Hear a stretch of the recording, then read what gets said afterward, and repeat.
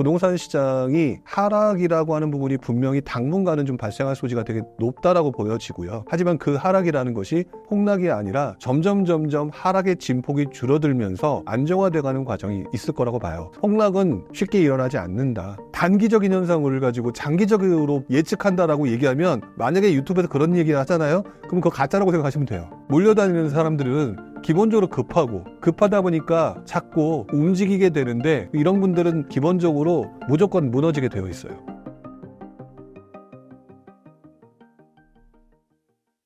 네, 안녕하세요. 부영입니다. 저는 부동산 투자자이고요. 또 그리고 부동산 관련된 정보를 전달해드리는 유튜버 역할도 하고 있는 어쨌든 부동산과 관련된 이야기를 하는 것을 좋아하는 남자 부영입니다. 반갑습니다.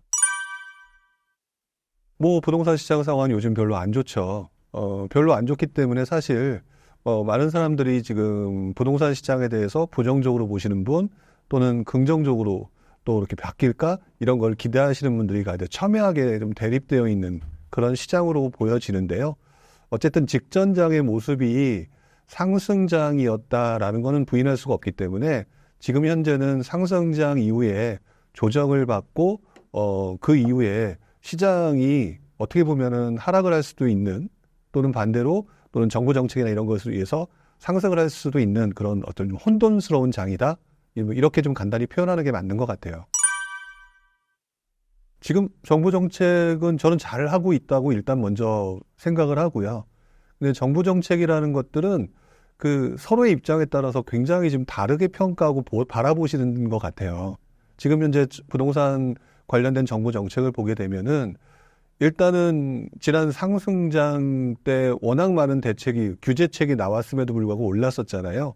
그러다가 갑자기 이제 금리 인상이나 이런 현상으로 인해서 그 시장이 무너졌었고 그 와중에 이제 너무 심각하게 떨어지는 상황이 되다 보니까 어떻게 보면은 좀 너무 심하게 떨어지는 것을 받쳐주는 듯한 모습, 건설 시장이 좀 무너지는 모습을 보여주니까 건설사 유동성을 좀 살려주는 형식으로 가서 전반적으로는 시장의 안정성을 위해서 굉장히 노력하는 것 같다. 이렇게 좀 생각을 하고 있고요. 여기에 투자자들 같은 경우는 여전히 투자하고 싶어 하잖아요. 투자하고 싶어 하는 이 상황인데 대외 환경이나 기타 여러 가지로 봤었을 때는 지금 더 이상 가계부채를 늘리는 상황이 되면 위험할 수 있겠다라고 생각을 해서 가계부채 규모를 어찌됐든지 간에 줄이거나 또는 속도를 좀 낮추려는 그런 모습들을 보이고 있기 때문에 부동산 시장에 투자하는 사람들한테는 매우 부정적으로 보이는 정부 정책이고요. 하지만 시장 전체로 봤을 때는 적절하게 좀 잘 진행되고 있는 정책이다라고 솔직히 생각을 합니다. 지금 나오는 정책들을 보게 되면은요, 우리들은 이제 흔히 말하는 가격이 움직이를 따르면 수요와 공급 얘기를 하잖아요.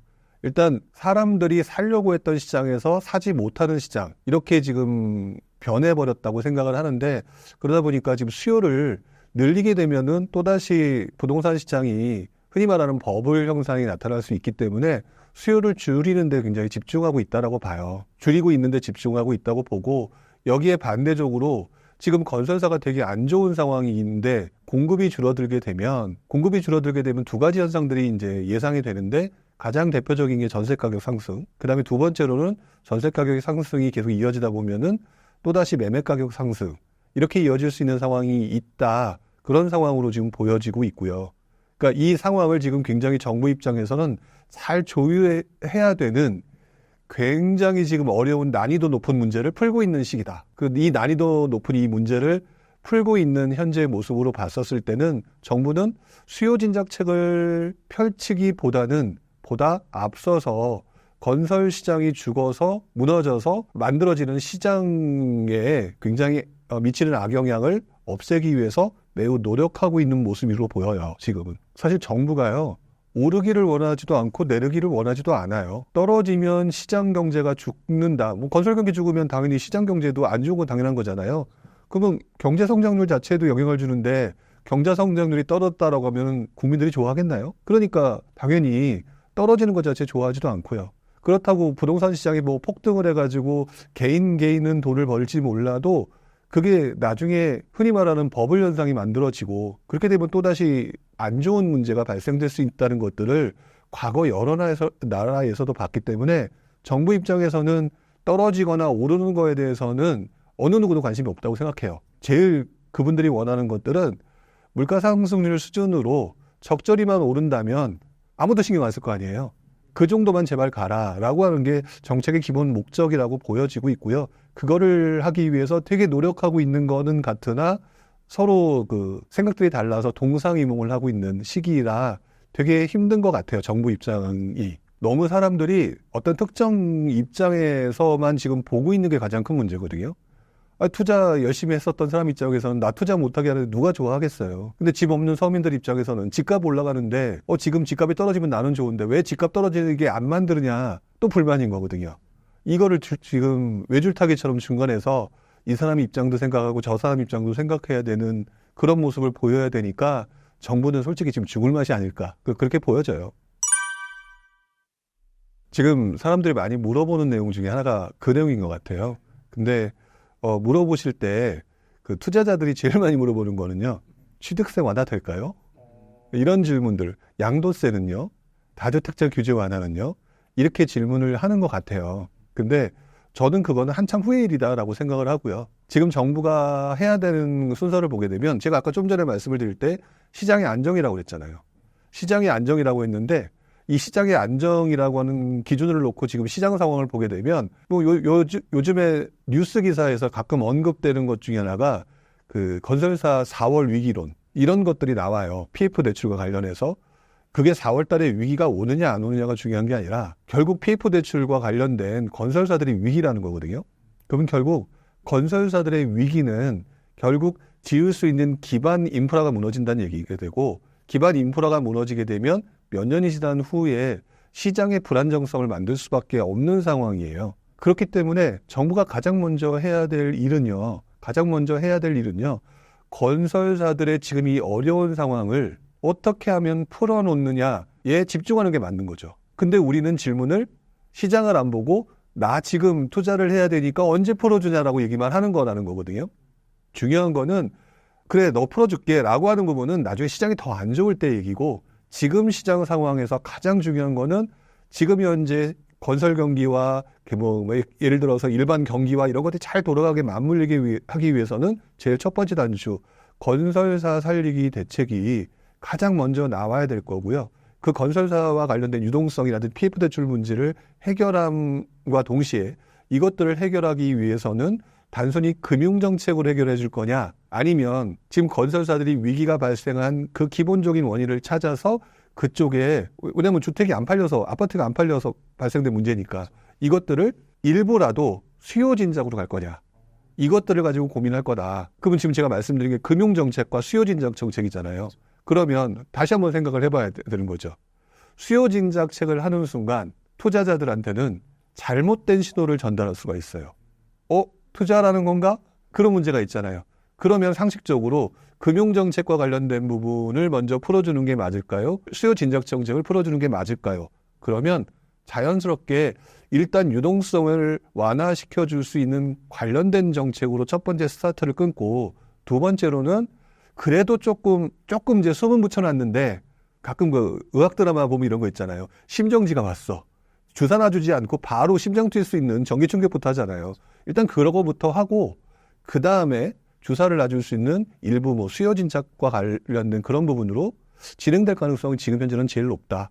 그리고 과거에도 그랬던 것으로 기억된다. 이렇게 말씀드릴 수 있을 것 같아요. 실제로 과거에도 우리가 알고 있는 이 PF 대출 위기라고 하는 이 내용들이 이번에만 처음 나온 게 아니거든요. 가장 대표적으로 지난장의 모습은 결국 2008년, 9년, 10년, 11년 요때도 그 건설사 위기, PF 대출 위기, 저축은행 위기 이렇게 하면서 되게 많은 현상들이 나타났는데 비슷해요. 지금 가격과 지금 말씀드렸던 흔히 말하는 건설사 살리기와 같은 이런 부분은 직접적인 영향성이 바로 인과관계가 성립되는 건 아닌 것 같아요. 근데 본질을 좀 약간 생각을 해보게 되면 건설사와 관련된 기본 인프라 부분을 좀 살려낸다는 얘기는 시장이 무너지는 걸 막겠다라는 거잖아요. 시장이 무너지는 걸 막겠다는 얘기는 결국은 가격의 급락, 폭락 이런 부분들을 방어하는 효과가 있다라고 저는 보여지거든요. 그렇기 때문에 가격이 떨어진다라고 얘기를 하더라도 많은 분들이 제가 지금 이렇게 얘기를 하게 되면 좀 잘못된 신호로 또 받아들이시는 분이 있어요. 그래? 떨어진다고? 그러면 머릿속에서 폭락. 이렇게 받아들여 주시는 분들이 있는데 그건 내 생각이고 그리고 내가 원하는 거고 중요한 거는 저는 제가 볼 때 기본적으로 부동산 시장이 하락이라고 하는 부분이 분명히 당분간은 좀 발생할 소지가 되게 높다라고 보여지고요. 하지만 그 하락이라는 것이 폭락이 아니라 점점 하락의 진폭이 줄어들면서 안정화돼가는 과정이 있을 거라고 봐요. 그럼 그건 폭락이 아니라 흔히 말하는 좀 침체 상태로 좀 유지될 수 있는 구간이 발생된다라고 봐야 되겠죠? 그럼 그 다음에 상승이냐 하락이냐는 그 다음 문제예요. 그렇기 때문에 지금 현재로서는 폭락은 쉽게 일어나지 않는다. 그리고 더 재밌는 거는 많은 사람들이 힘들잖아요. 그 투자한 사람들이. 근데 지금 예를 들어서 한 15억을 주고 샀던 사람이 지금 좀 많이 떨어져서 한 12억이 됐어요. 12억이 됐으면 이분들이 11억에 팔고 10억에 팔아야지 흔히 말하는 하락과 폭락이 나오는 거거든요. 근데 이분들이 아니 뭐 지금 앞에서 질문하시는 피디님도 계시겠지만 내가 조금 견딜 수 있으면 파시겠어요? 절대 안 팔아요. 그래서 하락폭이 줄어드는 거거든요. 그러면서 어느 정도 안정화된 상태로 유지되고 그리고 나중에 반등의 기미가 보일 때 다시 15억을 받기 위한 노력을 하게 돼 있어요. 근데 이런 그 실생활과 관련된 부분에 대한 것들은 의외로 많은 분들이 설명을 안 해요. 그리고 그냥 더하기 빼기 논리로만 설명을 하는데 수학적으로 논리로만 설명하는데 그래서 부동산 가격이라고 하는 부분은 필수제이라고 하는 특성상 하락이 올 수는 있을지 모르나 그리고 실제로 현재 하락도 어느 정도 예상이 되는 부분도 있으나 이거는 진폭이 문제일 뿐 그리고 시간이 경과하게 되면 그 어느 정도 선에서 안정화될 가능성이 매우 높다라고 저는 생각을 해요. 침체 기간이 차라리 길어지면 길어졌지 흔히 말하는 그리고 솔직히 이 방송을 보시는 여러분들이 원하는 답변 떨어질 것이다. 그거는 쉽지 않다. 가지고 있는 입장을 생각해 보시면 그 가격대에 내놓게 되는 습성이 아니에요. 그렇기 때문에 적정 수준으로 빠지다가 그 수준을 어느 정도 임계점이 다다르게 되면 떨어지기가 쉽지 않다. 그렇게 말씀을 드릴 수가 있고요. 그래서 우리가 보통 얘기를 할 때 떨어질 때 고점 대비 한 30%, 40% 정도 떨어졌으면 사라. 이런 얘기가 투자자들 사이에서 많이 오고 가거든요. 이게 경험치예요. 경험치이기 때문에 그 정도는 떨어질 수 있다라고 예상을 하는 거고 근데 그 정도 떨어지게 되면은요. 부동산을 잘 모르시는 일반인들은 많이 떨어졌다 그러면 그걸 사는 게 아니라 조금만 더라고 하지만 그때쯤이면 분명히 시장의 움직임은 떨어지지도 않고 오르지도 않는 유지 상태로 이어지게 되는데 그게 어떻게 보면 저점이라고 봐야 되겠죠. 사실 무주택자라면 나이는 있는데 집을 안 사보신 분이라면 사실 부동산은 초보자가 아니라 신생아예요. 신생아이신 분들이 정신 연령은 30대, 40대인 거거든요. 그렇기 때문에 자신을 신생아라고 생각하지 않아서 굉장히 좀 아는 것처럼 생각하시기가 쉬워요. 그러면서 많이 잣대를 가지고 이제 자기가 아는 기준, 내가 아는 지식으로 막 이렇게 설명하시려고 하는 경우가 많은데 부동산 투자를 하실 때 정말로 초보자와 경험 있는 사람들, 그 다음에 그냥 순수하게 실수요만 갖고 싶은 사람, 아니면 아니야 하나 더 해서 돈을 벌고 싶은 사람, 이 사람들에 따라서 다 내용들이 틀려요. 부동산 투자라는 방법들. 근데 지금 제가 여기서 모든 사람을 말씀드리기는 좀 어렵고요. 초보자 분이시거나 나이가 젊으신 분인데 안정적으로 내 집을 갖고 싶다. 그런 목적을 분명히 가지신 분이고 뭐 투자보다는 그런 분이라면은 저는 개인적으로 지금은 되게 혼란스러운 시기니까 너무 지금 이렇게 무리할 필요는 없다고 생각해요. 물론 이제 부동산의 전문가라고 얘기하게 되면 다 사라라고 얘기하시는 거라고 생각하는데 무리하실 필요는 없다. 근데 내가 충분히 자금 여유가 있고 뭐 월급도 뭐 맞벌이라는 데서 충분하다라고 한다면 저는 뭐 언제든지 들어가는 게 좋다라고 생각을 하죠. 근데 가장 효율적인 투자는 언제가 좋으냐라고 하게 되면은 어느 정도 하락 이후에 전세 가격이 올라가는 거 보시면 그다음부터는 그렇게 크게 신경 쓰지 않고 구입을 하시는데 가능하면 내 돈에 맞춰서 최고의 입지의 선택. 최고의 입지는 강남을 의미하는 게 아니라요. 내 돈에 맞춰서 최고의 입지의 선택을 하는 게 좋다라고 말씀을 드리고 싶어요. 그럼 이제 사람마다 다 또 틀리거든요. 그러니까 또 거기다 더 세부적인 또 설명이 들어가야 되는데, 그러면 그때가 떨어지고 난 다음에 사서 들어가야 되는 거 아니라고 또 반문하시는 분이 있잖아요. 근데 그렇지 않고 지금 사도 좋다라고 얘기를 하는 이유는 일단 내가 감당할 수 있기 때문에 설사 떨어지더라도 견딜 수가 있고요. 뭐 시장은 계속 장기적인 우상향이라는 얘기를 많이 하시잖아요. 그렇기 때문에 장기적인 우상향적인 관점으로 보게 되면 그 떨어졌던 가격은 명목 손실이기 때문에 결국 나중에는 실질 이득으로 나타날 가능성이 높다. 그러면 나 편하게 살자라고 생각하면 지금 사도 좋다라고 저는 생각이 들어요. 다만 그 중에서도 그 시점에 시장 상황에 따라서 여의치 않은 분들의 급매물을 조금 고른다거나 이러면 좋을 거고요. 그리고 지금 사게 됐는데 만약 떨어졌다. 그러면 떨어지면 기분이 좋나요? 기분이 나빠요. 그러면 되게 신기하게도 그거를 만회하기 위해서 공부하면서 자연 발생적인 부동산 공부를 하시게 돼요. 전 그것도 강제적인 공부 방법의 하나로서 추천드리는 편이에요. 이거는 이제 초보자 관련된 부분이고 투자자들은 또 완전히 틀리다. 이 정도만 알고 계시는 게 좋을 것 같아요.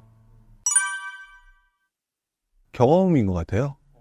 경험이 있었기 때문에 그런 부분인데 사실 역전세가 나타나는 원인을 좀 잘 생각을 해봐야 돼요. 역전세가 나타나는 원인을 보게 되면은요, 가장 대표적인 현상이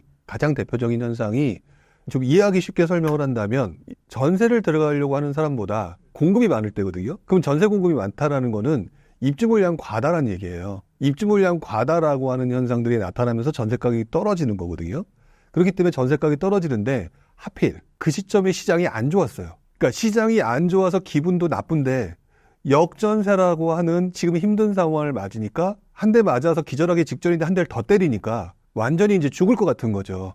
그러니까 사람들이 굉장히 충격파가 컸던 거거든요. 근데 재밌는 거는 또 역전세 본질을 또 이해를 못하고 계신 거였어요. 역전세 본질이 뭐냐라고 하면은 역전세의 본질은 입주 물량 과다에 의해서 수요 공급이 매칭이 깨진 거거든요. 수요 공급의 매칭이 깨졌다는 얘기인데 문제는 그거의 원인이 입주 물량의 과다잖아요. 근데 입주 물량의 과다가 다음번에 입주 물량이 계속 늘어난다면 역전세는 지속될 거예요. 그렇잖아요. 이거는 경제 가장 기본적인 수요 공급만 공부했던 분들만 생각해도 알 수 있는 내용이죠. 근데 그 이후에 입주 물량 과다가 특정적인 일부 물량을 제외하고는 없었다라는 거예요. 그래서 특정적인 입주 물량이 과다해서 그쪽 난리가 났는데 언론에서는 그걸 가지고 조금 좀 과대 포장을 했던 경향이 있고 오히려 반대급부적으로 4월, 5월, 6월 달, 작년 4월, 5월, 6월 달에 다른 지역들 같은 경우는 입주 물량 과다가 없어서 오히려 물량이 적으니까 전세 가격이 조금씩 반등하는 기미가 나타나고 있었다. 그리고 그 당시에 뭐 몇 가지 이제 자료를 보다 보니까 물량이 줄어들고 있었어요. 많은 그 전세 공급 물량이 쏟아졌었는데 점점 줄고 있더라는 거예요. 그러면 역전세란이라고 하는 거는 입주 물량의 과다인데 물량이 줄어들고 있어? 그러면 끝이 보이는 거잖아요. 그 간단한 논리를 가지고 객관적이고 합리적으로 설명하는 게 아니라 지금 현재 쓰러지고 아파서 다칠 것 같은데 여기다 대고 역전세랑 같은 또 다른 새로운 충격이 오니까 와 시장 끝날 것 같은 거야 라고 하는 공포심리가 같이 맞물리면서 완전히 더 크게 사람들한테 알려져 버리는 그런 측면도 있었던 것 같아요. 이 역전세라는요, 우리들이 굉장히 처음 겪는 것처럼 생각하시는 경우가 상당히 많은데 이거 부동산 시장에서 너무나 자주 일어나는 현상이에요. 가장 대표적으로 여러분들이 하셨을 만한 것 중에 하나가 2019년도에 헬리오시티 입주예요. 헬리오시티 입주가 굉장히 1만 세대의 과다한 물량이 들어왔지만 결국에는 시간이 지나면서 그 물량은 조금씩 해소가 되면서 끝나버렸고요. 더 옛날로 올라가서 보게 되면은요, 잠실주공아파트가 입주를 했던 지금 엘리트레라고 부르는 이 엘리트레 입주하는 2008년에도 동일한 현상들이 나타났단 말이죠. 이것들의 과거 사례를 알게 되면 역전세란이라고 하는 현상은 기본적으로 단기적인 현상, 단기적인 현상을 가지고 장기 예측을 해요. 말이 안 되는 거죠. 즉, 이 부동산 시장을 보는 데 있어서 객관적이고 효율적으로 예측하는 게 아니라 약간 공포조장 심리와 유튜브로 말하면 조회수를 늘리기 위해서 좀 과대 포장했던 그런 부분들이 의외로 많았다라고 저는 생각을 해요. 그래서 냉정하게 보게 되면 역전세란이라고 하는 부분은 단기적인 현상에 입주 물량 과다는 시간이 지나가면서 줄어들어가는 현상이 있다라고 봤기 때문에 작년 하반기에는 분명히 역전세란은 사라져 갈 거다. 그랬고 실제로 지금 이제 역전세란 얘기가 아니라 오히려 반대적으로 지금 전세난 얘기가 나오고 있잖아요. 여기서도 단기적인 현상과 장기적인 현상을 봐야 돼요. 자, 둔촌주공 입주를 한다는 거, 거기 1만 세대가 넘는데 그 입주하면 난리 나겠지 얘기하는데요. 세상에 둔촌주공만 있는 게 아니거든요. 둔촌주공은요, 단기적인 현상이에요. 단기적인 현상을 가지고 장기적으로 예측한다라고 얘기하면 만약에 유튜브에서 그런 얘기 하잖아요. 그럼 그거 가짜라고 생각하시면 돼요.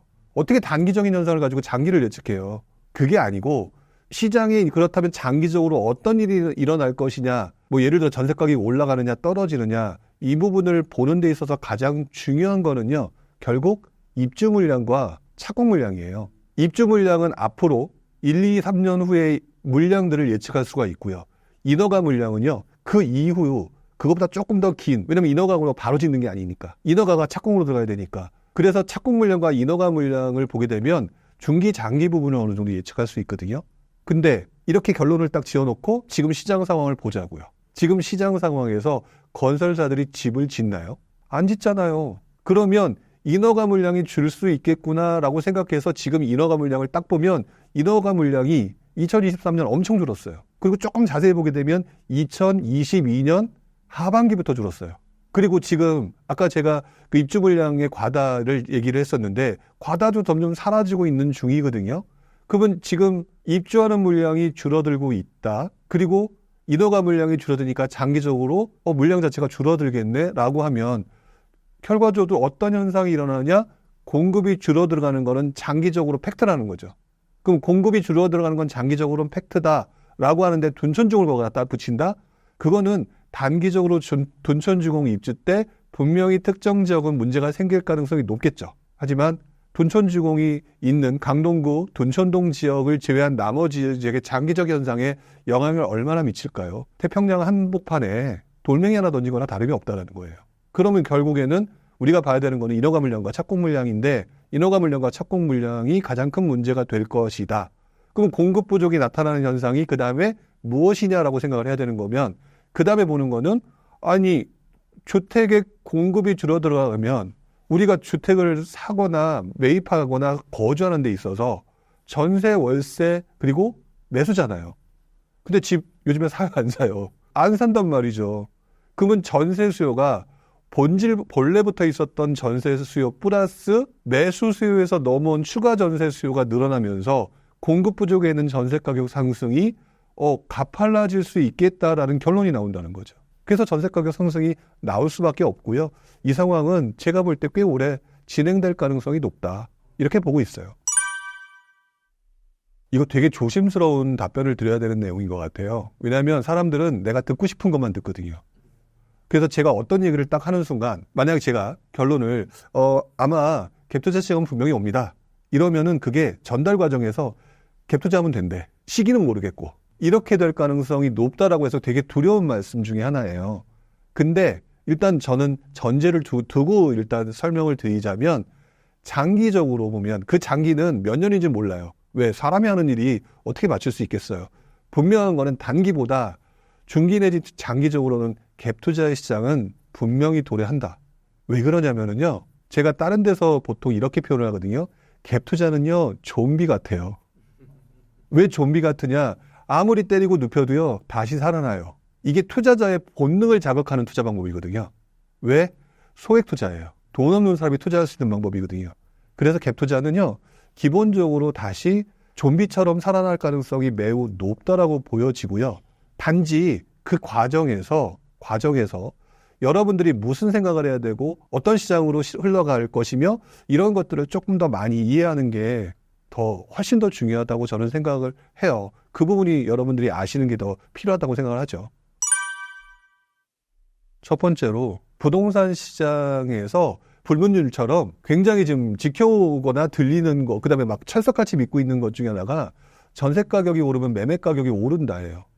그런 말들을 찰석같이 믿고 있는 분들이 상당히 많고요. 실제로 그런 일들이 많았고 직전에 그런 것들로 성공한 투자자들이 많았기 때문에 정말 많은 사람들이 그것들이 불문율처럼 믿고 있는 사람들이 되게 많거든요. 그리고 그래서 전문가라고 말씀하시는 분들도 그것들을 얘기하는데요. 많이 얘기를 하시거든요. 근데 저는 그거를 되게 틀렸다라고 얘기하는 입장이고요. 지금 전세 시장에 있어서 전세 가격이 올라가면 매매 가격이 올라간다 사이에 한 가지가 들어와야 돼요. 전세가율을 봐야 돼요. 전세가율. 왜 그러냐면 전세가율을 보게 되면은요, 또 서울과 수도권 그리고 지방을 나눠야 돼요. 지방은요, 기본적으로 지금 70% 이상이에요. 전세가율이. 조금만 보태면 집 살 수 있어요. 그래서 전세가율을 보는 많은 투자자들이 되게 좋아하는, 그래서 지방 가고 싶어하는, 그러나 지방을 좋아해서가 아니라 솔직히 말하면 가진 돈이 없는 이런 분들이 가는데요.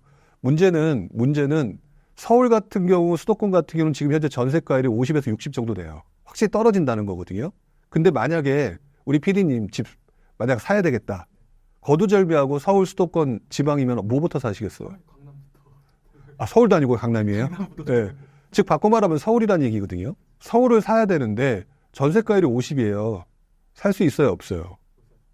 결국 지금 더더구나 시장 분위기가 되게 안 좋기 때문에 갸우뚱갸우뚱하고 있는 시기란 말이에요. 살까? 아니야. 지금 전세 사는 게 훨씬 더 유리한데? 이런 생각들을 하고 있는 상황이기 때문에 지금 전세 가격이 올라가면서 매매 가격이 올라가기 위해서는 기본적으로 서울하고 수도권 같은 경우는요, 전세가율의 상승이라고 하는 기본 베이스가 중간에 걸쳐져야 돼요. 물론 전세가율이 어느 시점에 도달하면은 이게 발화점이 돼서 임계점이 돼서 폭발하느냐, 이것들을 생각하는, 또 질문하시는 분들이 있겠지만 그거는 아무도 모르죠.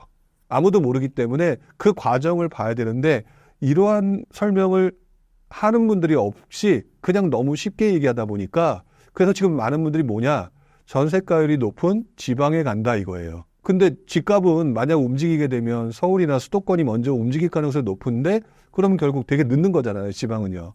그러니까 되게 조심스러운 시장인 것 같기는 한데, 이 부분을 여러분들이 좀 잘 알고 움직이셨으면 좋겠다라고 생각이 들고요. 이 내용조차도 아주 탐탁지 않아 하시는 분들이 분명히 있을 거예요. 근데 이렇게 받아들여 주셨으면 좋겠어요. 세상에는 부동산 투자를 좋아하는 사람과 싫어하는 사람이 분명히 있을 것이고, 근데 좋아하는 사람이거나 이쪽을 적성에 맞는 사람도 있을 것이고, 이런 사람들은 바로 이러한 식으로 움직이더라. 이 부분 정도는 알고 계시는 게 맞고, 내가 거기에 뒤처지지 않기 위해서는 내가 어떤 현명한 선택을 하는 게 중요하냐? 그러기 위해서는 이 내용도 알고 계실 필요는 있지 않을까? 이렇게 생각이 드네요. 미친 말이에요. 아까 제가 말씀드렸던 것처럼 지금 제가 볼 때는요, 한번 물어보고 싶어요. 만약 그렇다면 그렇게 말씀하시는 당신은 언제부터 투자했습니까? 그렇게 물어보고 싶어요. 그래서 본인이 스스로 생각하기 전에 시장 상황을 한번 보셨는지도 물어보고 싶어요. 왜? 전세가율 상승이라고 하는 기본 베이스가 만들어지는 게 있고요. 제가 지방 부분은 따로 설명을 하진 않았어요. 지금 서울 수도권 위주로 얘기를 했거든요. 아무래도 이걸 보시는 분이 서울 수도권이 많으니까. 이게 조금 그때 상황과 시기적 상황, 그다음 시장적 배경, 정부의 정책, 이거에 따라서 다 이렇게 달라지는 부분을 퉁쳐가지고 얘기하게 되면은요, 까딱 잘못하면 그거를 내가 듣고 싶은 대로 받아들이는 또 누군가에 의해서 피해자가 양산돼요. 그리고 또 부동산 투자라고 하는 부분에 굉장히 부정적인 사람들이 많이 늘고 있는데, 전세가가 올라가니까 매매 가격이 상승한다라고 하는 얘기에 대해서는요, 그렇게 간단히 말할 정도의 부동산이 호락호락한 거 아니니까 조금만 더 공부하시고 그리고 과거 상황을 좀 보시고 얘기를 했으면 좋겠다. 그게 부동산 전문가라는 사람들이 얘기해야 될 책임감이다.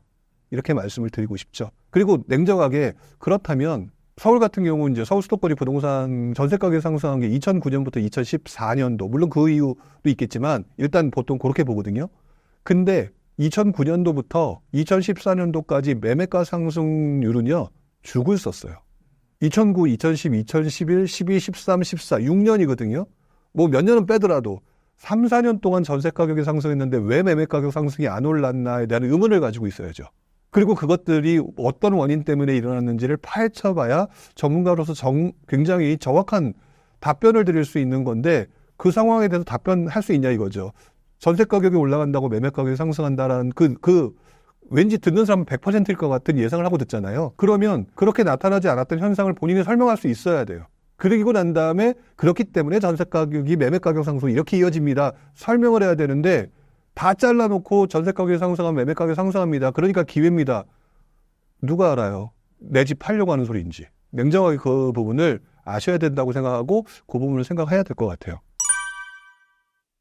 그 당시 가장 큰 거는요, 결국 사람들의 심리였어요. 그리고 전세가율이었어요. 그러니까 2008년인가 2009년인가 정확히 기억은 안 나는데 우리 PD님 강남의 전세가율은 얼마 정도였을 것 같아요? 그 당시에 네, 대충 그냥 갑자기 드는 생각. 제일 쌌을 때? 네, 전세가율이 낮았을 때 한 40%? 40%? 당시에는요 38점 몇 %였어요. 그러니까 약간 좀 비슷하게 가신 거거든요. 결국 40%가 안 됐다라는 거거든요. 그러면 강남에 집을 살려고 하는 사람 입장에서 얼마나 많은 돈이 들어가야 되겠어요? 집을 살 수가 있을까요? 쉽지 않았을 거라고요. 그런 부분이 영향을 미쳤고요. 그리고 몇 년간 시장이 계속 침체되는데 일반인들이 집을 살 수 있을까요? 들어가는 돈도 많은데 시장 분위기는 침체고 집을 못 산다고요. 그러니까 집을 사고 싶은 마음이 생겨야 되는데 못 샀다고요. 전세 가격이 상승해서의 문제가 아니라 전세 가격은 상승하고 있었는데 여러 가지를 다 따져보게 되면 불확실성이 높아서 집을 사기 싫었던 거예요. 여기에 전세 비용이 훨씬 더 싸게 먹혀. 예를 들어서 그 당시 매매가 서울이 한 5억이었는데 전세가는 3억이었어. 2억이었어. 그러면 들어가는 돈 2억이 훨씬 더 싼 거잖아요. 시장도 불안한데 그럼 싸게 하고 들어가야지. 현명한 선택을 한 거죠. 당시 입장에 현명한 선택을 한 거예요. 더더구나 그 당시 정부가 굉장히 사람들로 하여금 집을 사지 못하게 만들었어요. 어떻게? 싼 집 줄게, 강남에. 그게 바로 보금자리 주택이었어요. 즉 전세 가격은 미친 듯이 상승하고 있는 게 2009, 10, 11, 12 계속 이어지고 있었으나 사람들로 하여금 시장 분위기가 여러 가지를 판단해 봤을 때 집을 사는 건 나한테 절대 유리하지 않다라는 생각을 만들게 하는 환경이 당시에 만들어졌다는 거죠. 서울과 수도권에서. 그러다 보니까 결국 어떠한 현상이 일어났느냐? 전세 시장이 활성화가 되고요. 전세 시장이 활성화되면 전세 가격이 올라가고요. 전세 가격이 올라가는데 너무 갑자기 올라가니까 시장이 불안해지잖아요. 근데 집을 사게 하는 건 정부는 싫단 말이죠. 보금자리까지 만들어주겠다고 하니까.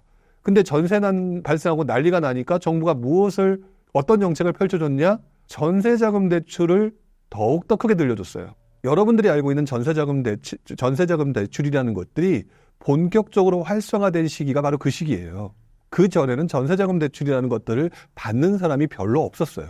그런 것들이 만들어지면서 전세가율의 급등이 만들어졌었고 그 급등이 만들어지면서 결국에는 집을 살 수밖에 없는 상황으로 다시 한번 몰리는 그런 현상들이 만들었던 거거든요.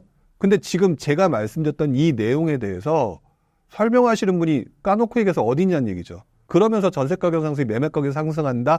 이 얘기는 저도 쭉 봐왔지만 이 논리가 어디서 나왔냐면요. 2010년 이후에 10년 이후에 서울 수도권이 아닌 지방장의 전세가율이 높았던 곳에 판이 만들어졌을 때 투자했던 사람들에 의해서 만들어진 법칙이에요.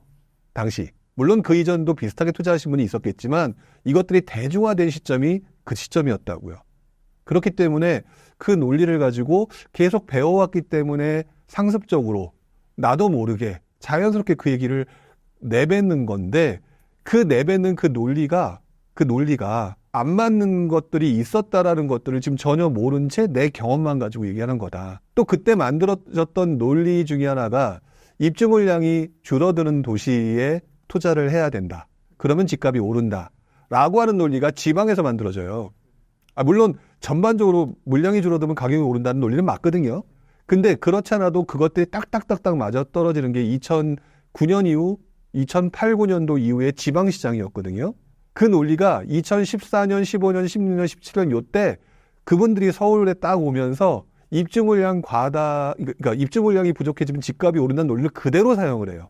그대로 사용하면서 투자하다가 망가질 뻔했죠. 왜 그러냐? 인구가 도시별로 흩어져 있는 지방과 달리 서울과 수도권은 좁은 동네에 집중적으로 몰려있는 사람들이기 때문에 어떤 특정 지역의 입주 물량 감소가 집값 상승으로 이어지는 게 아니에요. 가장 대표적으로 안양, 과천, 의왕 같은 경우 있죠. 그럼 의왕의 입주 물량이 줄어들면 의왕이 집값이 올라가야 되잖아요. 그쵸? 근데 안양의 입주 물량이 많으면은요, 이 동네는 같이 돌아요. 옆에 있는 연계 도시이기 때문에. 그런 논리들을 가지고 움직이기 때문에 그게 100% 안 맞는 거예요. 전세 가격이 상승하잖아요. 근데 매매 가격이 다 올라가는 상승장에는요, 그게 40%, 전세가율이 40이든 50이든 60이든 간에 지금 모든 사람이 집 사서 돈 벌었단 말이에요. 사람들 심리가 이거 집 사야 되나? 라고 하는데 전세 가격이 올라가잖아요. 그러면 전세 가격이 올라가서 그 돈을 집주인한테 주고 싶으세요? 차라리 대출받아 집 사고 싶으세요? 대출받아 집 사고 싶을 거예요. 그래서 상승장 때는요. 전세 가격 상승이 곧바로 매매가 상승으로 이어지는 경우도 많아요. 이런 것들을 조금 구분할 필요가 있는데 아마도 그렇게까지 구분하시는 분들은 좀 없을 것 같아요. 얼마나 미칠까요의 질문이 저는 틀렸다고 생각해요. 왜냐하면 미치는 건 맞아요. 다만 시기에 따라 얼마나 미치느냐의 차이가 있을 뿐이에요. 그래서 상승장에는 완전히 미치는 거고요. 하락장에는 덜 미치는 거예요. 관심이 없으니까. 아주 심플하게. 그러니까 GTX라고 하는 부분이 지금 워낙 많은 사람들이 얘기를 하잖아요. 근데 옛날에는 GTX를 뭐라고 부르는지 아세요? 처음에 그 등장했을 때 시점 GTX라는 표현이 아니라 대심도라고 썼어요. 당시에는 대심도라고 표현을 했었거든요. 이제 대심도가 이제 공식적인 명칭이 이제 GTX가 되면서 했는데 이게 사실 부동산 투자에 관심이 있는 사람들 입장에서 보게 되면 이게 호재라는 거잖아요.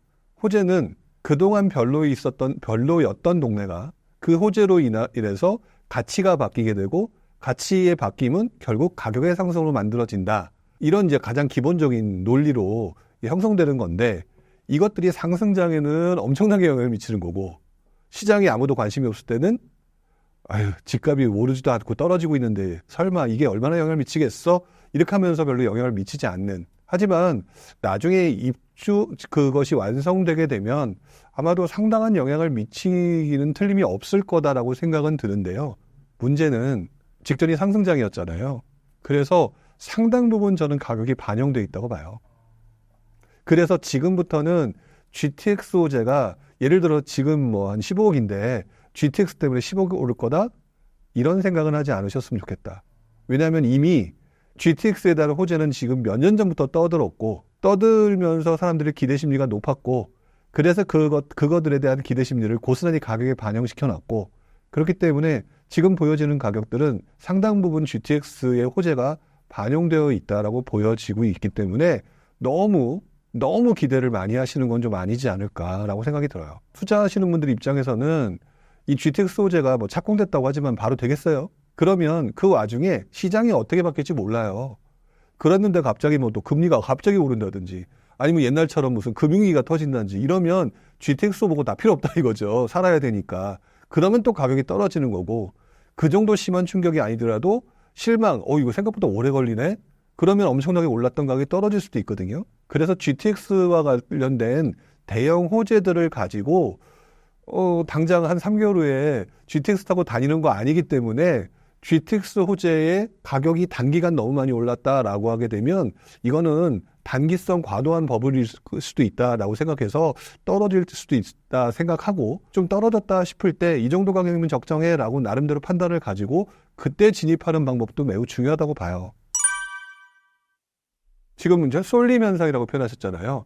뭐에 대한 쏠림 현상이라는 명확한 얘기를 해야죠. 그냥 쏠림 현상이래요 라고 얘기를 하게 되면 사람들이 이것들을 해석을 잘못할 수 있다고 봐요. 저는 개인적으로 쏠림 현상이라고 표현을 하는 부분이 그 어디로 쏠리느냐. 저는 기본적으로 예를 들어서 그 각종 이제 사회적 문화적 인프라 있죠. 예를 들어 뭐 극장을 간다든지 어디 가서 놀다든지 그러면 GTX 종점에 가서 노는 게 아니라 홍대 가서 놀고 싶을 거 아니에요. 강남 가서 놀고 싶을 거 아니에요. 그런 식으로 쏠림 현상들은 발생할 거다라고 생각이 드는데 반대로 주택을 구입해야 되는 사람들이 너무 가격이 높아서 도저히 그 동네를 살 수 없다라고 하게 되면 GTX 종점이 특히나 되겠죠. 그런 쪽으로 주택 구입에 쏠림 현상이 발생할 수는 있을 거다. 그렇기 때문에 이 쏠림 현상, 쏠림 효과라고 하는 부분들을 조금 구분해서 좀 명확히 볼 필요는 있지 않을까라고 생각이 들어요. 저는 그래서 서로 양극단으로 좀 나뉘게 될 거다. 보는 관점으로서는 서울 쏠림 현상이 일어나는 어떤 특정 분야가 있을 것이고 반대로 지금 말씀하신 GTX 종점과 같은 뭐 동탄이라든지 또는 이제 파주라든지 이런 쪽에 쏠림 현상이 일어나는 그런 부분이 있을 거기 때문에 그것들을 조금 구분하실 필요는 있다고 생각이 들어요. 아주 심플하게 얘기하게 되면 종점이에요. 왜냐하면 종점은요. GTX가 없었을 때는 우리 이제 남성분들은 군대 갔다 오신 분들 격오지라고 하죠. 격오지예요. 근데 그 격오지가 물리적인 거리는 멀어졌으나 심리적인 거리가 엄청나게 단축된 거잖아요. 실제로 뭐 많은 사람들이 연구 결과 있고 외국의 사례들을 뭐 가지고 있는 거. 저도 이제 제가 한 게 아니라 저도 들은 얘기예요. 영국의 크로스레일 얘기를 하잖아요. 크로스레일 얘기를 할 때 그 상대적으로 제일 많이 오른 동네를 확인해 보니 종점 부분이었다. 이런 얘기들이 많이 돌잖아요. 그러니 당연히 종점 위주로 많이 돌겠죠. 그런데 이 종점 중에서도요.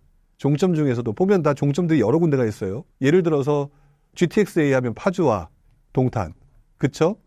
뭐 B와 C 역지 마찬가지 종점이 있죠. 근데 또 연장한다라고 해요. 약간 희망 고문들을 하고 계신 것 같은데 저는 투자자 관점으로 그렇게 해서 희망 고문을 해서 많은 기대를 가지고 지금 굉장히 많은 지역이 올랐다. 또는 어느 지역의 특정 부분이 되게 많이 올랐다. 그러면 그거는 조금 저는 더 이상 기대하기는 좀 어렵다라고 봐요. 그러니까 종점이 좋은 거는 맞으나 상대적으로 좀 적게 오른 상황을 찾아서 그 동네를 가는 거는 맞다라고 보는데 지금 현재 상대적으로 기대 심리가 높아서 저는 개인적으로 가장 대표적으로 동탄을 얘기를 하는데 동탄 같은 경우는 오해를 하지 않으셨으면 좋겠어요. 좋아요, 동탄. 근데 동탄 같은 경우는 상대적으로 좋은 거라고 다들 알고 있어서 이번 상승장에 되게 많이 올랐어요. 그런 부분은 조금 감안을 해야 되지 않을까? 이렇게 좀 생각을 해보고 여러분들이 좀 판단을 해보시는 게 맞지 않을까라는 생각을 해봅니다. 바닥을 다지는 입지라고 얘기하기에는 지금 시기적으로 지방시장이 힘든 상황이 당분간은 좀 가야 될 거라고 보기 때문에 바닥을 다졌다라고 보기는 어려울 것 같아요. 단지 바닥을 다졌다는 얘기는 약간 뉘앙스가 그러면 앞으로 상승할 곳 이런 착각을 불러일으키거든요. 이런 착각을 불러일으키는데 중요한 거는 심플하게 보시는 거예요. 지난 몇 년간 공급이 굉장히 없었던 곳 그런 곳들은 요즘 시장 분위기 되게 안 좋잖아요. 안 좋음에도 불구하고 가격이 실제 수요 공급에 의해서 움직이는 곳들이 분명히 있어요. 그런 곳들은 괜찮겠죠. 문제는 나중에 상승의 기미가 지방에 나타났다. 근데 예를 들어 대표적으로 지금 현재 대표적으로 좀 괜찮은 곳 중에 하나가 몇 군데가 있는데 진주 같은 경우가 입지 물량 부족해서 나름대로 좀 방어를 잘하는 곳이거든요. 근데 상승장이 시작됐어. 그러면 진주가 많이 오를까요? 부산이 많이 오를까요? 부산이 많이 오르는 게 상식적으로 왜 수요가 많으니까. 그래서 이 바닥을 다진다는 부분을 이 상승의 기미로 보게 되면 또다시 해석에 좀 약간 오해가 있을 것 같아요. 중요한 거는 기본적인 베이스는 공급 물량이 줄어드는 곳들이 그래도 안정적이다라고 보면서 바닥을 다지는 곳들은 지금 현재 그런 곳들인 것 같아요. 그래도 상대적으로 지금 되게 안 좋은데 지금 대표적으로 공급이 없다. 또는 좀 그래도 그렇게 떨어진다고 얘기를 하는데 상대적으로 안정적이다라고 하는 곳들이 뭐 전주라든지 진주라든지 더 소도시 뭐 논산이라든지 이런 몇 군데들이 얘기가 나오고 있는데 그런 동네들은 기본적으로 지금 현재 그러니까 수요 공급에 따라서 그나마 안정적인 모습을 좀 보이고 있다. 그런데 이것들이 지방장의 상승과 연계시키면 해석이 달라질 수 있다는 거는 생각하셔야 돼요. 일단 동네가 좋다 나쁘다라는 말씀을 드릴 수는 없을 것 같아요. 왜 그러냐면 우리가 미래를 어떻게 알겠습니까? 근데 그분들이 가는 패턴은 정해져 있어요. 왜 가는지는 알 것 같아요. 왜냐하면 일단은 여러분들이 이제 많이 지방을 투자한다라고 하면 대표적으로 떠오르는 도가 경상남도, 경상북도, 전라남도, 전라북도보다는 이상하게 경상남도, 경상북도로 생각을 하죠. 또 그만큼 대도시고 많고. 자, 그러니까 그 지역에서 대표적인 큰 도시가 어디 있느냐를 생각해 보는 게 맞을 거예요. 그럼 우리들이 쉽게 얘기할 수 있겠죠. 첫 번째, 부산. 두 번째, 대구. 세 번째, 울산이에요. 지금 말씀드린 건 광역시고요. 그렇죠? 여기서 덧붙여서 한 가지 또 대도시를 찾으려면 예전에 통합된 백만회 도시 창원. 자, 이렇게 얘기를 하는데 그렇다면 PD님께 한번 질문을 드려볼까요? 다 거두절미하고 가고 싶다, 가야 된다. 모든 게 동일한 조건이야. 부산, 대구, 울산 중에 어디부터 가시겠어요? 부산, 대구, 울산 순서로 갈 것 같은데요. 이게 본능이고 진실이에요. 이 말은 무슨 말인 줄 아세요? 사람들은 기본적으로 오를 가능성을 찾아서 움직이는 거거든요. 근데 그럼 좀 반대로 또 질문을 해볼게요. 부산, 대구, 울산 중에서 상대적으로 많이 안 오른 도시는 어딜까요? 울산이에요. 왜 그러냐면 부산 많이 올랐다고 기억하시죠? 대구는 지금 막 헷갈리시는 건데 미분양이 많으니까 지금 머릿속에서 디스카운트 된 거예요. 하지만 그 전을 돌아가 보면 많이 올랐잖아요. 그렇죠. 근데 상대적으로 울산은 덜 올랐어요. 그러면 상대적으로 같은 광역시지만 뭐 당연히 그 부산, 대구, 울산이잖아요. 부산, 대구, 울산인데 지금 어쨌든 간에 비교해 보면 가격대를 비교하게 되면 울산이 싸. 근데 지금 가장 입주 물량이 부족해지고 있는 곳이 어디냐면 울산이에요. 그래서 찍은 거예요. 그러니까 흔히 말하는 투자자들의 패턴이 항상 정해져 있어요. 제가 볼 때는. 제가 수십 년간 지켜본 바에 의하면 그분들이 새로운 논리를 발견하거나 뭔가 창의적으로 뭔가를 하는 게 아니라 아주 간단한 패턴이에요. 가격 얼만데?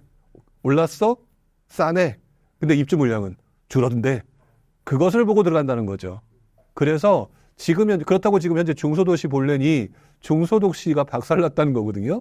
그러니까 중소도시는 제외. 그러면 지금 현재 부산, 울산, 그리고 대구 중에서 사람들이 매력을 느끼는 거는, 그러니까 아무런 조건이 모두 같다는 상태에서는 최고의 매력은 부산이지만 지금 상태에서 매력은 울산이 있어 보인다라고 하는 투자자의 만드가 있기 때문에 글로 들어가는 거거든요. 그렇기 때문에 지금 아마 말씀하신 것처럼 뭐 PD님이 말씀하신 거 누가 그렇게 얘기한다면 울산을 하는 것 같은데 한 가지 그분들이 간과한 게 있어요. 그분들이 그렇게 해서 언젠가는 오를 거다라고 막연하게 생각하고 들어가시는 거잖아요. 막연하게 하고 생각하는 것 같은데 지금 정부가 지금 뭔가 이렇게 활성화 안 시키고 내버려 두는 상태라면은 계속해서 시장이 안 좋아지겠죠. 시장이 안 좋아지게 된다면 기본적으로 매매가 상승으로 반등장이 나와야 될 텐데 그게 쉽지가 않을 거예요. 우리가 알고 있는 예전에 그 엄청난 상승장, 지방의 상승장이든 아니면 서울 수도권의 상승장이든 보게 되면 기본적으로 정부가 판을 만들어준 다음에 출발한 경우가 거의 90% 이상이었어요. 근데 지금 정부가 판을 만들어준 상황은 아니에요. 그래서 판을 만들어준 상황이 아니기 때문에 일반적인 논리로는 지금 말씀하신 지역이 훨씬 더 가능성이 높은 거는 맞아 보이는데 만약에 2024년에 그런데 2025년까지 그 판이 잘 안 만들어졌고 2025년에 판이 만들어졌어 라고 하게 되면은요, 그때쯤 되면은 또다시 그 시점에 뭐 지금은 2024년 기준을 비교했을 거잖아요. 2025년 기준으로 또 비교를 하겠죠. 그거를 보면서 또 괜찮은 곳들을 찾아서 움직일 가능성이 있기 때문에 바뀔 수 있는 논리는 있다고 보여져요. 근데 나름대로 여러분들이 그건 아실 필요가 있을 것 같아요. 투자자들의 그 투자하는 방식과 패턴은 상당히 비슷하다. 그렇기 때문에 지금 울산을 보는 것이 아닐까라고 저는 생각이 해요. 모든 분들을 말릴 수는 없을 거고요. 그리고 제 말이 틀릴 수도 있죠. 저는 뭐 아직까지는 좀 멀었습니다라고 했지만 투자자가 갑자기 10,000명이 들어가 버리면 시장이 뒤집어지는 건데, 그러니까 그거는 저도 항상 뭐 이거를 갖다 또 남들이 어떻게 생각하실지 모르겠지만 결과물은 항상 틀리거든요. 근데 여기서도 그런 것 같아요. 분명히 어떤 특정 지역 A라고 하는 곳을 가시잖아요. 그러면 가시는데 돈 있으면 A급을 가실 건데 돈 없으면 B급이나 C급을 가실 거고요. 더더 돈이 없으면 갭 적은 데로 가실 거예요.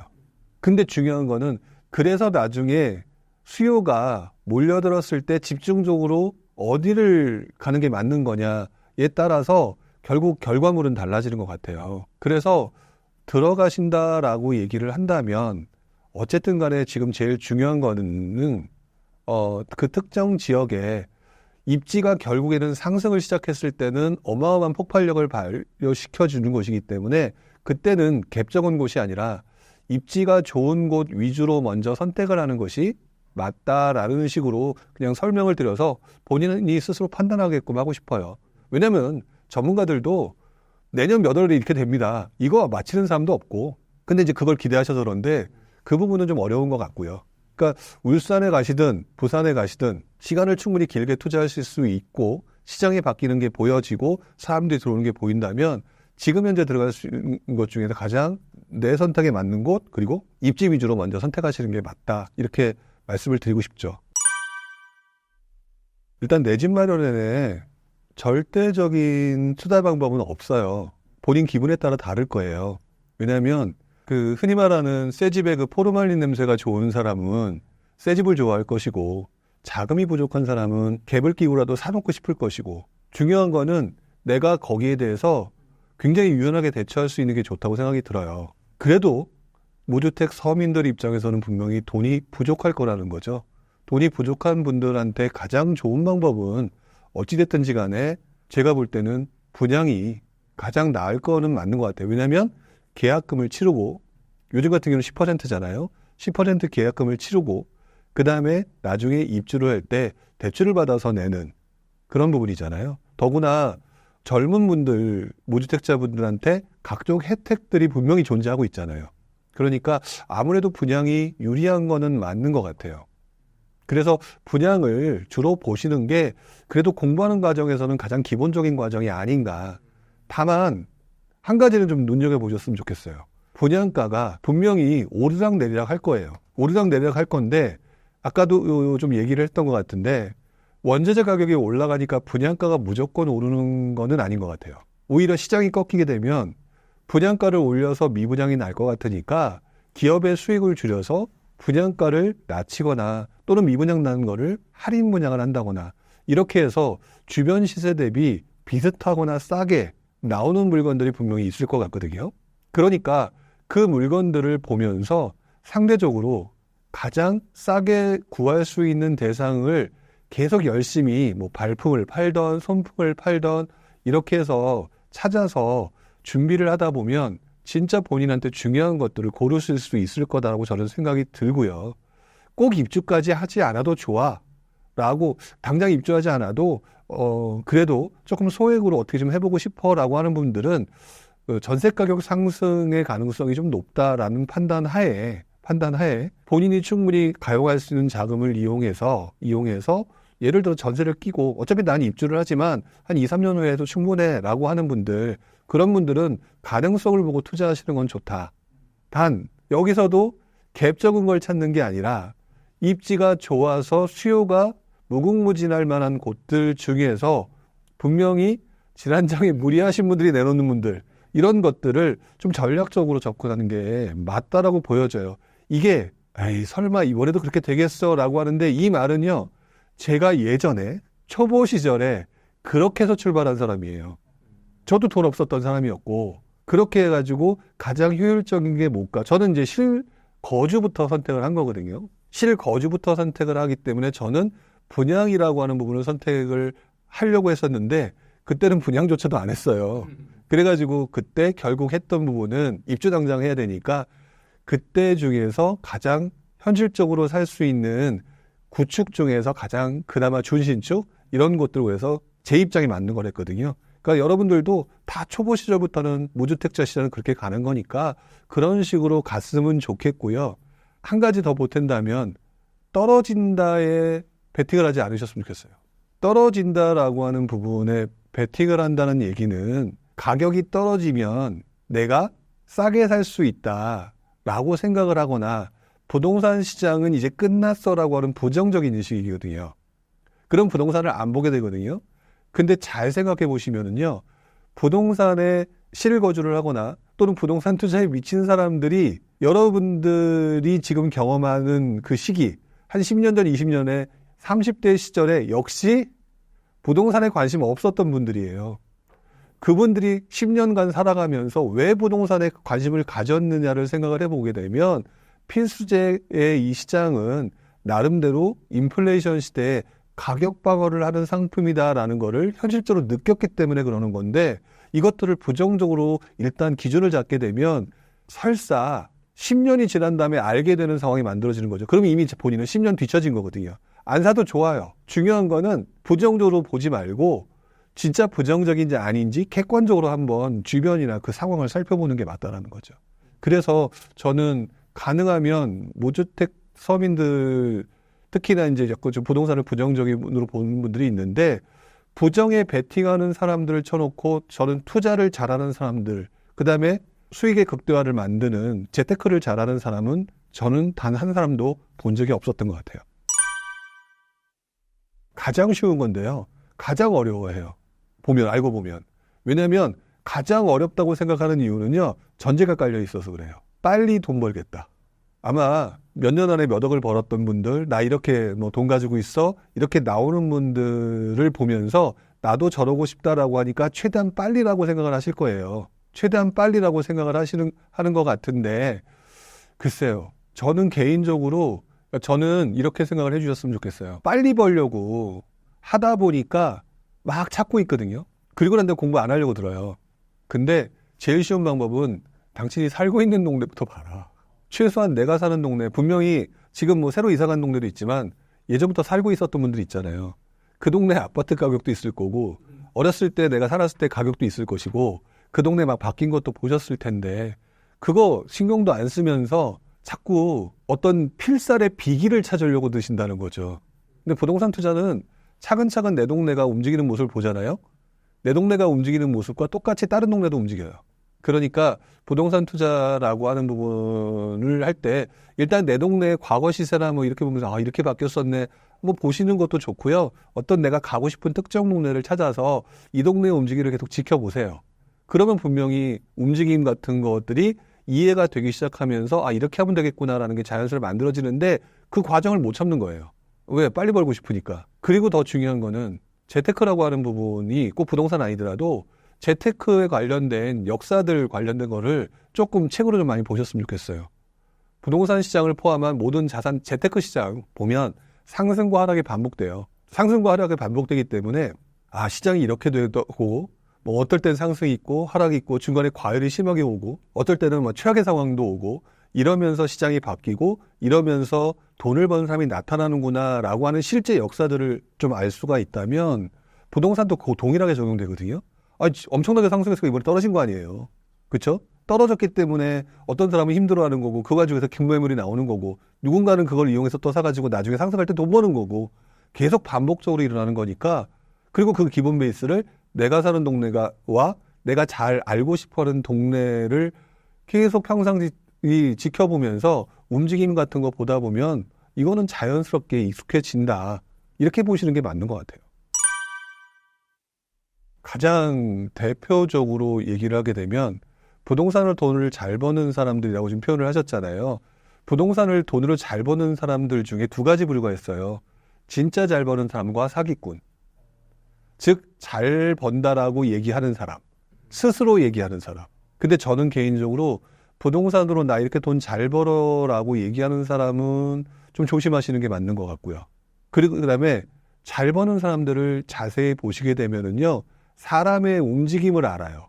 사람들의 움직임을 알거든요. 그래서 대체적으로 대부분 이 원칙을 지켜요. 남들을 따라가지 않고요. 싸게 사서 비싸게 팔려고 노력해요. 그리고 그거를 바꾸려고 노력하죠.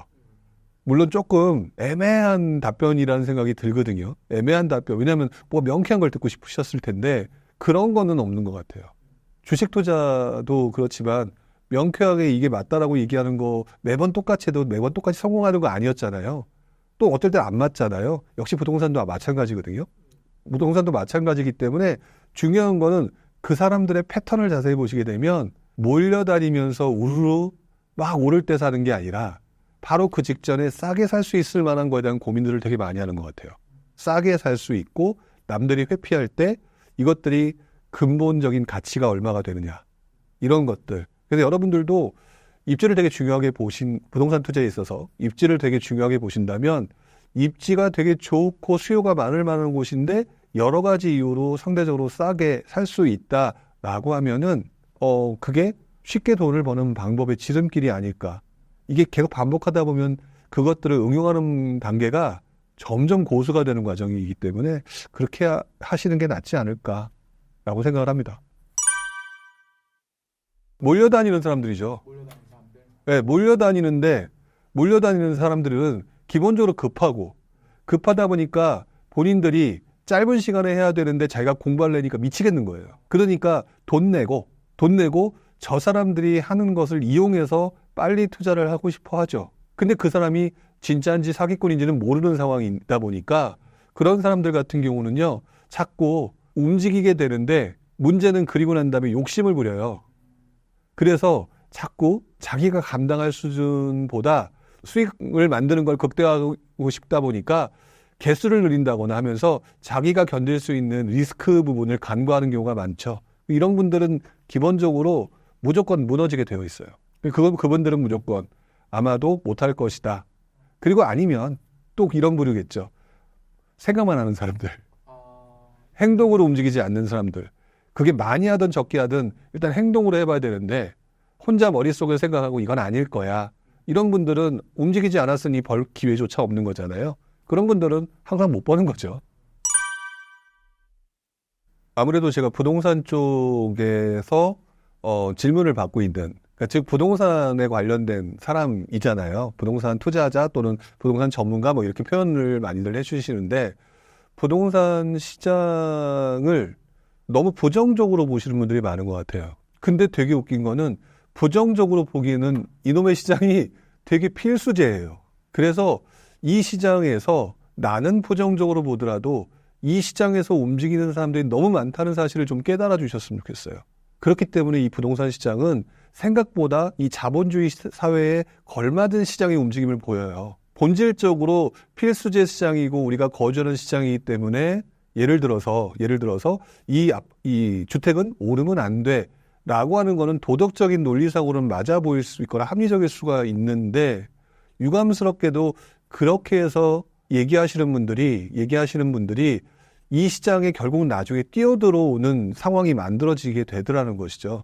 그래서 저는 부동산 자체를 너무 부정적으로 보지 않으셨으면 좋겠고 내가 살아가는 과정에 되게 중요한 필수제의 시장으로서 자본주의 사회에서 돈을 벌 수 있는 방법, 거주까지 하면서 돈도 벌 수 있는 방법의 하나의 축으로 좀 생각을 해주셨으면 좋겠고요. 이것들을 너무 부정적으로 보시게 되면은 아마도 남들과 비교해서 뒤처지는 분야가 만들어지게 되면 결국 전체적으로 뒤처지는 거거든요. 그렇게 보지 않고 그냥 평상시 자본주의 회사에서 경험하는 다양한 그 투자 상품 중에 하나로 좀 생각을 해주셨으면 좋겠어요. 그래야 여러분들도 뭐 주식이든 뭐 비트코인이든 아니면 부동산이든 서로 분산 투자를 하면서 충분히 수익을 낼 수 있는 하나의 시장이다라고 생각을 하시는 게 맞다. 그리고 저도 그렇게 생각을 하는데 이것들을 부정적으로 보는 순간은 여러분들은 출발선 자체가 뒤에서 물러나게 된다. 뒤에서 출발하는 사람이 이길 가능성은 별로 없겠죠. 그런 부분들을 좀 잘 생각을 해 주셨으면 좋겠다는 생각을 해봅니다.